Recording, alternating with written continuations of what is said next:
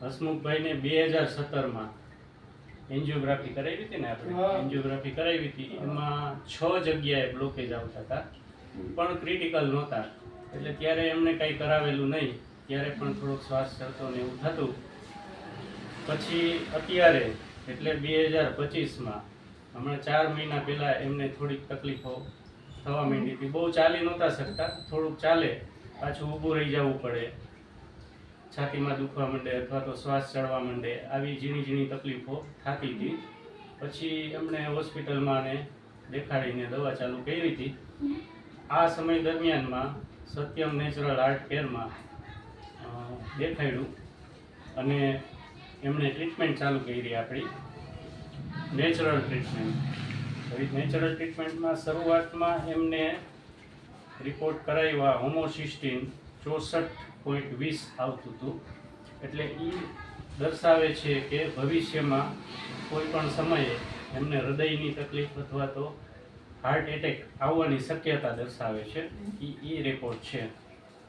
Treatment ચાલુ કર્યા પછી natural treatment Satyam natural art કેરમાં અત્યારે 3 મહિના થયા છે.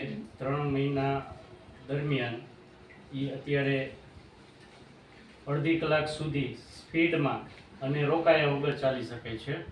આ સાથે જ આપણે એક રિપોર્ટ કરાવ્યો છે કે એ રિપોર્ટ એવો છે ટ્રેડમિલ ટેસ્ટ. એ treadmill test gold standard test કહેવાય કે જે નેગેટિવ આવે તો તમને હૃદયની કાંઈ પણ તકલીફ, બ્લોકેજ બાબતની કાંઈ તકલીફ છે નહીં એ દર્શાવે છે. તમને 100% 100% બ્લડ મળે છે એવું દર્શાવે છે. અને એ રિપોર્ટ આપણે 2 દિવસ પહેલાં જ કરાવેલો છે ટ્રેડમિલ ટેસ્ટનો અને એ નેગેટિવ આવેલું છે.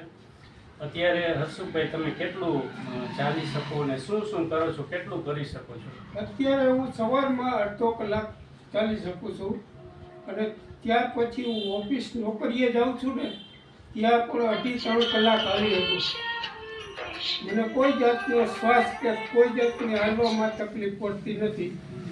આરામથી હાલી શકું છું અને દાદરો કે ચડવો હોય ને તોય હું ચડી જાઉં છું. ત્યાં પણ કોઈ જાતની તકલીફ છે નહીં. સ્પીડમાં ચાલો છો ને? હા, સ્પીડમાં જ ચાલું છું. પણ તમે આ મેક્સિમમ જે દેખાડે છે ને કે ટ્રેડમિલ ટેસ્ટમાં 89% સુધી એચીવ કરી લીધું છે અને છતાંય એમને કાંઈ ત્યારે દુખાવો નહોતો થયો કે છાતીમાં કે શ્વાસે નહોતો ચડ્યો. એટલે મેક્સિમમ મેટ્સ 10.10 ત્યાં સુધી એમણે એચીવ કરી લીધું છે વિધાઉટ કાંઈ પણ કમ્પ્લેન વગર.